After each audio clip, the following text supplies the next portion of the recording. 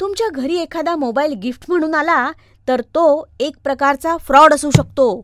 तेव्हा सावध व्हा. अशीच एक गोष्ट आज जाणून घेऊया. एका व्यक्तीला काही दिवसांपूर्वी एक व्हॉट्सॲप कॉल आला. यामध्ये आपण बँकेचे कर्मचारी आहोत असे सांगण्यात आले. तुमचं क्रेडिट कार्डचं अप्रूव्हल पेंडिंग आहे असं सांगण्यात आलं. हे अप्रूव्हल क्लिअर करण्यासाठी काही प्रक्रिया करण्याची गरज असल्याचं सांगण्यात आलं. फसवणूक झालेल्या व्यक्तीला एक सिम कार्ड खरेदी करण्यासाठी विनंती करण्यात आली. बँकेकडून तुम्हाला त्यासाठी स्मार्टफोन तुमच्या घरी पाठवला आहे असंही सांगण्यात आलं. आणि बँकेकडून स्मार्टफोन गिफ्ट मिळाल्यानं खुश होऊन या व्यक्तीनं नवीन सिम कार्ड या हँडसेटमध्ये इन्सर्ट केलं. सर्व ॲप सेट करायला सुरुवात केली. पण या नवीन मोबाईलमध्ये काही ॲप्स आधीच इन्स्टॉल करून हा मोबाईल पोहोचवण्यात आलेला होता.